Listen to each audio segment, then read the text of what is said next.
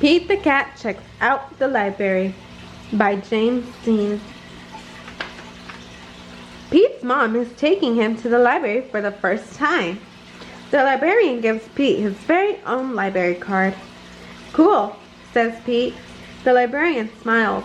"Time for the tour."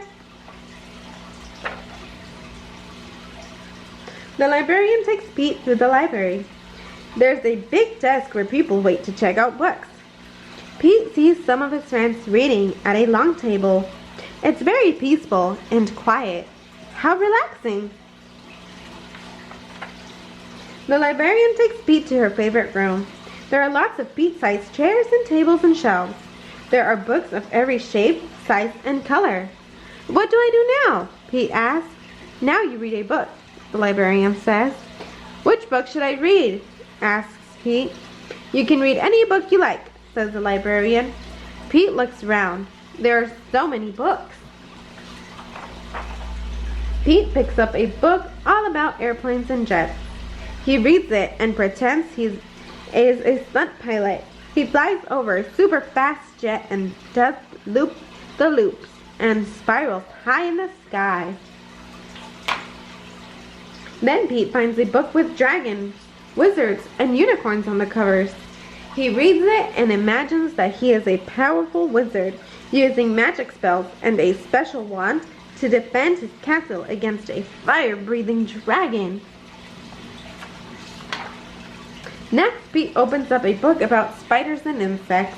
He reads it and imagines that he is a scientist studying all types of critters in the wild. He has to be very still to study some critters, and very fast to study others. Then Pete chooses a book with all sorts of scary monsters on the cover. It is a book of fairy tales. Pete reads it and pretends that he is in a dark, spooky forest trying to outsmart a big, bad wolf. Pete puts the book back on the shelf. It is too scary. Pete opens up a book about the pyramids in Egypt. He reads it and pretends that he is an explorer riding a camel across the desert and climbing to the top of a giant pyramid. Next, Pete picks a book with all sorts of robots on the cover. He reads it and imagines that he is a robot at a robot dance party. His arms and legs make whizzing sounds when he moves.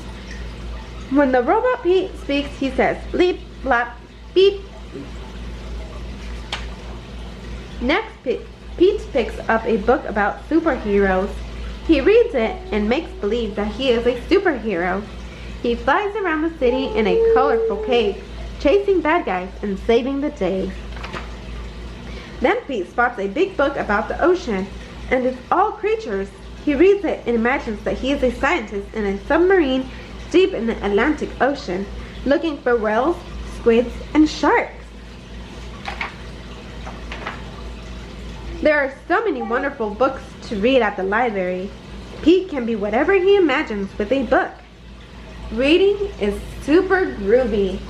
The end.